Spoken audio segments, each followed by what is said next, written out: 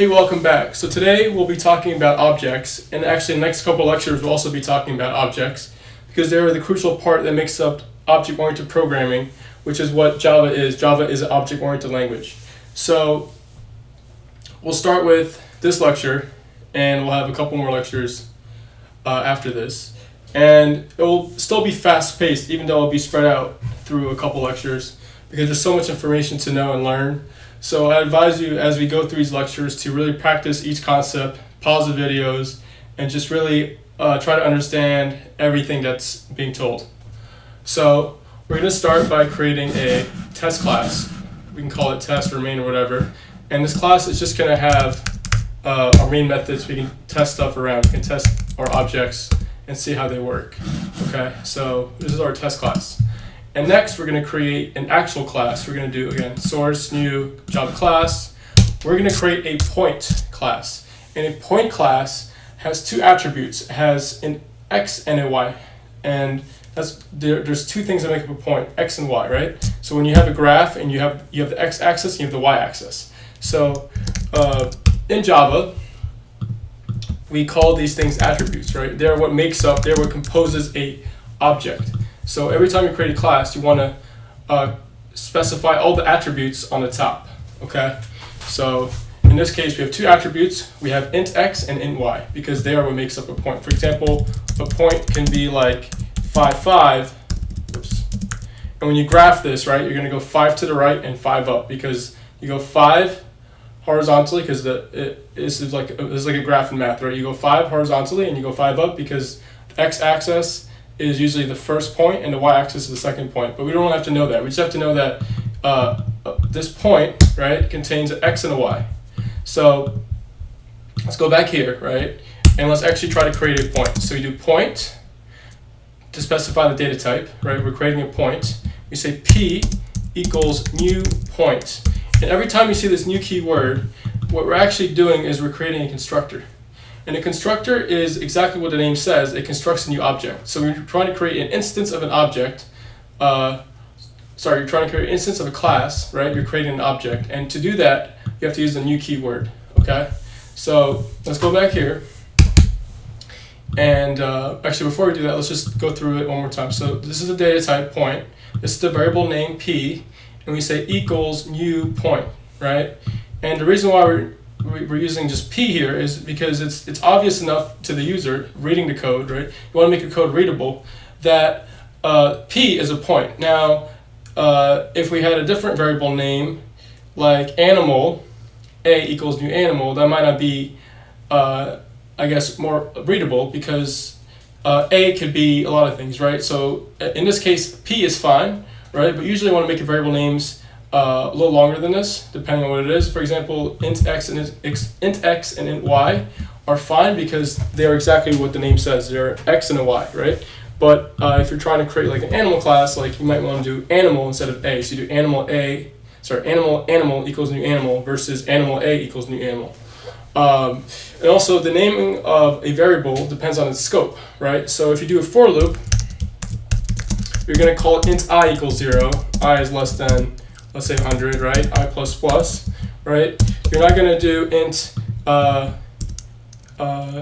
iterator to iterate loop, right, as a variable name, because that's just too long, because the scope is only inside this for loop, okay? It's only between this and whatever the last curly brace is to close a for loop. So the scope is very small. So if you have global variables, you might want to make longer variable names. But in this case, point p is only in this function, which is a main function, so its name can be just one letter.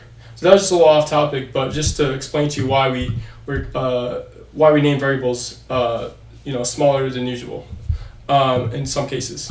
So anyways, so let's go back to here, right? So we have new point, and you notice that point is actually a if you click command on your Mac, right, it takes you to the class. So it's telling you that we're creating a variable p and we're assigning a value of new point, and you're actually not doing anything because this class just has no values to assign, right? You're not assigning x and y because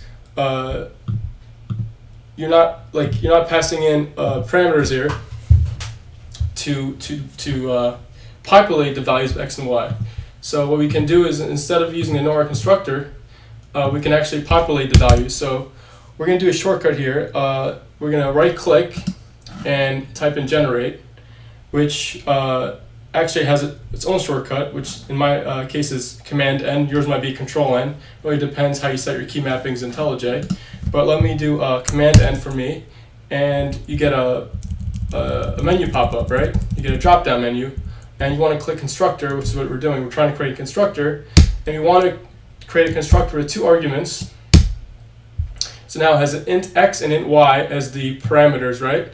So you're probably confused now because the parameters being passed in, right, int x and y, are the same exact values as, same exact variable names as our attributes. And you're thinking, how do we actually assign these attributes values, right, if they're the same name? This is where the this dot keyword comes into play, right? So if you say this dot x, you're referring to your attribute x. You're not referring to the parameter x. So you're saying that your attribute is an equal whatever value you pass in for this parameter, whatever argument value you pass in, right? So if you pass in 5 here, you're going to say this dot x equals 5, and if you pass in 10 here, you're going to say this dot y equals 10.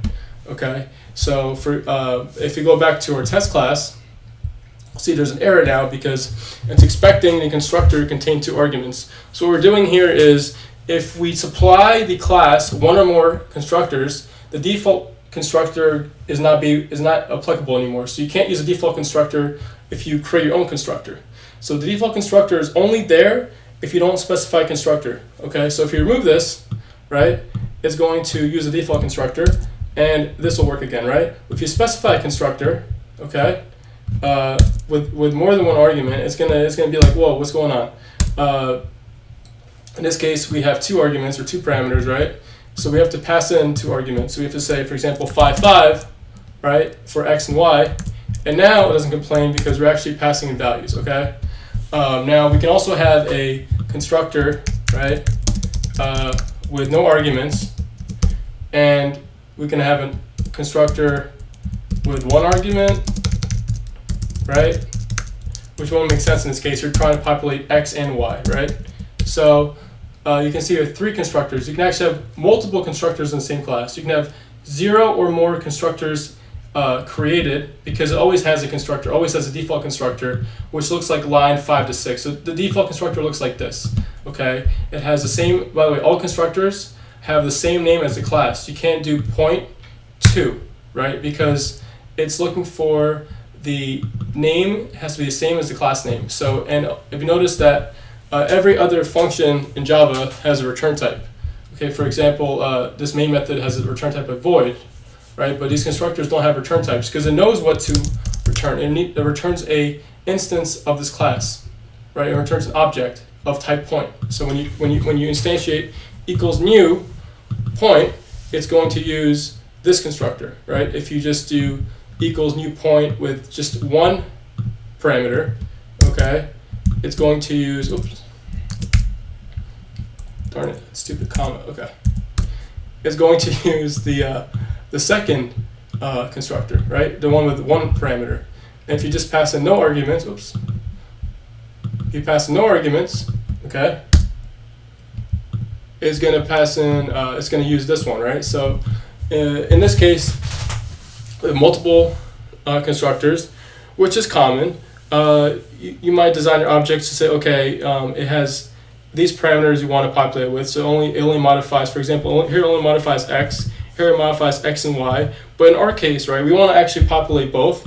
So a constructor with only 1 parameter and only populating x doesn't make sense, because you want to actually, like in this case, right, it only is going to update x to whatever you pass in, right? So if you pass in 10, x will be 10, but y will still be 0, because default value for integer is 0.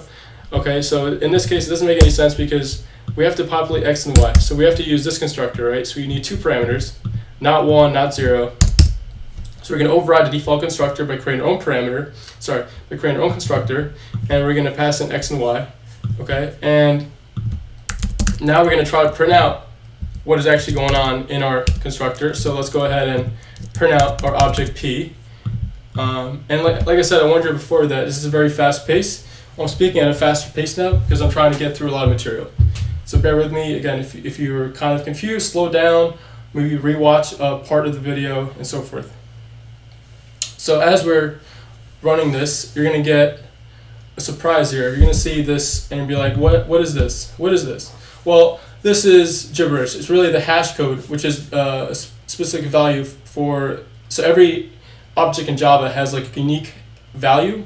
So when you create an object of type point, it's going to have a different value than another point. This actually is not what we want. We want to print out 5 and 5. We want to print out that x equals 5 and y equals 5, right? We don't want to see this. So when you print out point P, how do we do that? How do we print out the values 5, 5, right? Well, there's something called a toString method that every object in Java has, and the default toString is taken from the class object. So every class in Java extends the class object. What extends means is that it's a subclass. So basically the parent class, so there's a parent-child relationship in Java. It's called inheritance. We'll talk about more in detail in other lectures. But the parent class of all objects is object. There's actually a class object, right? So if you actually you can actually do object, right? O equals new object, okay? And believe it or not, this actually extends object, okay? So, but we don't have to specify that because it does it automatically. But we'll talk about inheritance more in detail later. But the point of inheritance is that a subclass, so in this case point is a subclass, can inherit methods and values of the superclass. In this example, it inherits the values of toString. So whatever is returned in the object class for a toString method is going to return for a point class. So we don't want to return the value of whatever is returned in a toString in an object class. We want to override this method. So in a subclass, if you want to override any method, you just have a override on top of your class. So in this case, we just did it the shorthand way. So let me do it one more time. You do Command N or right click generate, and you click toString here, and you just you want to select all of them. You want to print out X and Y. So you can click select none here, and it won't print out anything regarding the values of X and Y. But or you can just click just Y or both.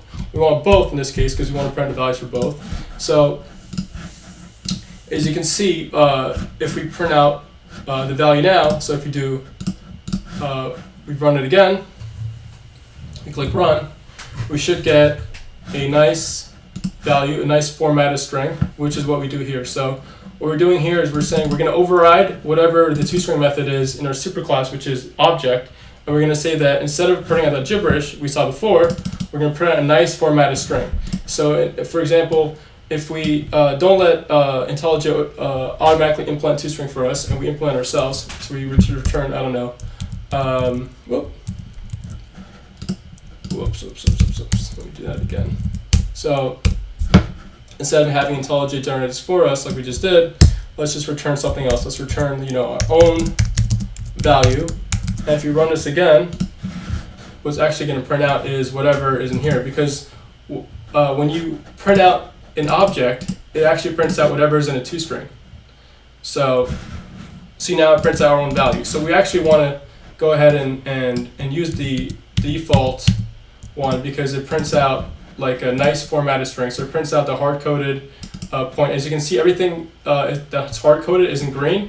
Everything that's actually dynamic is in purple, right?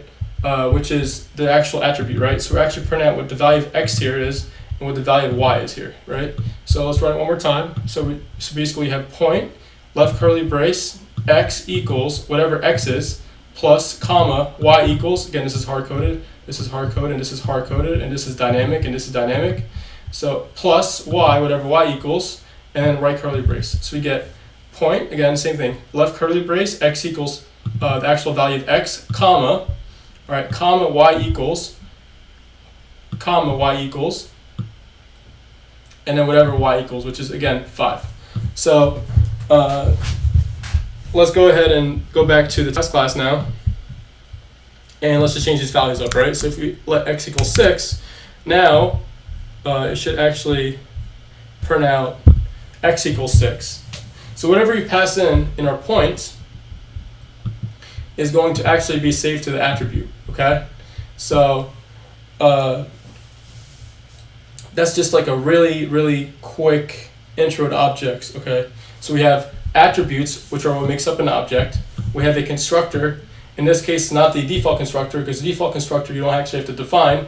We're defining our own constructor. We're passing in 2 parameters, right? So anytime we pass in arguments for these parameters, it's going to populate our attributes, okay? And then we have a toString, which actually prints out a nicely formatted string with our values, okay? So we're actually overriding this from the object class. So that's a summary of what we did so far. So let's take a next step and let's actually figure out how to figure out what objects, attributes, values are without using printline, okay?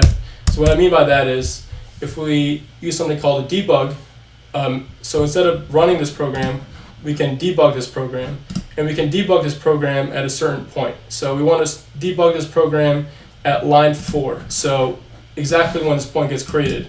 And when we debug this program, we're going to step through the logic that's actually being implemented, and we're going to see what's actually going on. So traditionally, when software engineers who are using Java to build real applications in production in the real world, we usually do not spam our code with printline statements because it's highly inefficient to actually figure out what's going on. Instead, we use the debug, okay? So we debug and we step through the code. And let me show you an example how that works. And actually in the future lectures, we're going to try to debug more instead of using printline statements, okay? So we're not really going to use the toString method anymore. toString method is nice if you're starting out and trying to understand inheritance of how, if you don't override a function, right, it's going to take in that gibberish. But if you override the logic of this function, right, so if you override the function that a superclass has and you implement yourself in a subclass, you can actually get different values. So it's a nice way to talk about inheritance, and it's better than that gibberish, right? We can do better. So let's go ahead and instead of clicking run here, we click debug. Let's actually go through and step through this code and see the values of 6 and 5, okay? So this might take a while. There it is. Okay. So first and foremost, we have this run, right, which is what we've been doing the whole time, right? So we have this run tab, and now we're going through to the debug tab. You can actually move this debug tab if you want closer to your run tab. It doesn't really matter, but either way, it's there. Okay. So we have this debug tab, and this console might be located somewhere else for you. So if you actually right-click here and you click Move To, you can move it to the top. You can move it to the left. And you can move it to the bottom, which is what I currently had it before. So this is my default view. I have it at the bottom, right? And when you start up, the first thing it does is it starts up at line 3 because it starts up at everything before line 4. So when you hit a debug point at line 4, you're suspending all Java code, right? You're suspending the code to stop at line 4. So everything before line 4 gets run. So what happened here is it's saying that, okay, we have our arguments, right, for our main method, and it's a string array, and you don't know what arrays are yet, but we'll talk about this later. But basically, these are empty because we're not actually passing anything in our main method right now, okay? And that is actually something you can do in Java. You can actually populate these arguments, and they're usually used in the command line, but that's for a future lesson. So anyways, so right now nothing got executed on line 4 yet. So we actually want to execute line 4. So we actually have to do something called step over, and it's going to step over the statement. So in Java, again, a statement ends in a semicolon, right? So every time you do step over, you're stepping over a statement. So you're stepping over everything that is before the semicolon. So if we do step over, right, now we have a point, right, P, and we can actually click this right arrow here, right, and we can actually see that x equals 5 and y equals 5. So we can actually see the attributes being populated for this point object, right? So in memory, this P now is referencing this value, right? It's pointing to this value, and you can actually see that when you debug. You can say that, okay, now Before we step through, there was no point object. Now there is, and its values are 6 for x and 5 for y. Okay? So that basically is a nice way of stepping through the code, but if you actually want to see how this constructor is actually constructing this object, let's go ahead and click the restart button. So this will restart your rerun your debugging session. So we'll start again at line 4. And instead of stepping over this time, we actually want to step into. And what step into does is it steps into this point constructor and looks into what it's actually doing. So if we do step into, it's going to take us to our point class, because that's where this point constructor is defined, right? So we do step into, we do the down arrow, not the angled arrow. We do this one. Okay, let me just zoom in real quick. Actually, I don't think I can for the console. Okay, let me just click that. And now you can see we're on line 6, and we haven't gotten into our constructor yet. And you can see that this dot x equals 0, and this dot y is also 0, because in this point, right, they're not actually being signed yet, right? We're on line 6, we're not on line 7 or line 8 yet. So right now, the default value for integer is 0, so there's still, if you see at the bottom here in the console, right, that x equals 0 and y equals 0. Sorry, this dot x equals 0 and this dot y equals 0. Int x and int y are currently being populated with values. So if we click now step over, you can see that we just ran line 6. So now it's actually passing in the attributes of 6 and 5. So now the compiler knows that, okay, our int is 6 because the argument is 6, right? And it knows that the y is 5 because the argument for y is 5. So now it knows that we're passing in these two arguments for these two parameters for this constructor, and now it's going to execute line 7. So right now, before it executes line 7, it knows that this x is 6, right? And it knows that this dot x is 0. So the left-hand side right here, the left-hand 0 is this dot x, and the right-hand 0, which has the x colon 6, is x on the right-hand side, okay? Actually, yeah, I can't highlight the right-hand side. It's kind of confusing. But let's actually step over again, and now you can see that this dot x equals 6, because we assigned a value of whatever x is, whatever int x is, whatever the argument for int x is. So we're saying that we're passing in 6, and now this dot x equals 6. So now we populate x with 6. Now let's step over again, and the same thing with y. Now y equals 5 because this dot y equals 5, right? So because int y, the arguments, is 5. So we just stepped through the point constructor. First we stepped into, right, to go into this constructor. Then we went through the logic, and statement by statement, we're able to figure out how exactly each attribute is assigned a value of each argument. Okay, if we step over again, it will take us back to our main method. It will take us back to line 4, and now there's nothing else to be done on line 4. We created a new point. So the last thing it's going to do is actually create that point. So it's just going to, after we go through the constructor, the compiler is saying, okay, we have everything needed.